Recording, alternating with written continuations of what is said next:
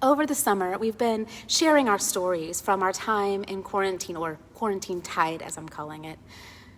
We have so many stories to share, and as we prepare to wrap up this series of services, we have barely scratched the surface of the stories we might tell. This is only a beginning. Today's theme is learning. What have you learned on quarantine? Again, this is only a beginning or a re-beginning or yet another re-beginning in a life of beginning and beginning and beginning. Genesis 1:1 is often translated, "In the beginning, God created the heavens and the earth." But a more accurate translation is, "In the beginning of God's creating, ongoing creation that is without end, in the beginning of God's creating of the heavens and the earth." Like the never-ending creation of the heavens and the earth, our learning, our dance with wisdom, our relationship with Lady Wisdom is eternal, ever beginning and beginning and beginning again. You are a wise community. Every week you repeat, "May Holy Wisdom enter through our ears, and may she find a home in our hearts." You are a wise community that has committed yourselves to following the voice of wisdom as she consistently leads us to new places and new ways of being. Long before COVID, I would have called you a people of wisdom and a people willing to listen to wisdom as she begins again and again and again to create the heavens and the earth in the image of a God of love.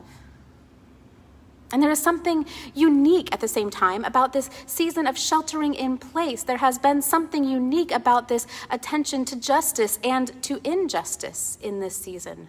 There has been something unique about the cavernous quality of quarantine tide, where we settle in and watch documentaries and listen to podcasts and read books, and thank the eternal one, more and more books are available on tape. So we settle into recordings of books and online conferences and classes that we never would have been able to travel to. There is something about this last year and a half that has invited learning, that has welcomed wisdom as she saunters into our homes and seeks to instruct us. There is also something about the emptiness of this time that has made it full. A deepening connection with creation, as outside is the safest place to be, a dance with our yards and gardens, and as the cafes and commons we're used to frequenting closed. A new hospitality to the birds and butterflies and bunnies and bees that visit our windows and our patches of land, as they become the only visitors we know won't endanger our health.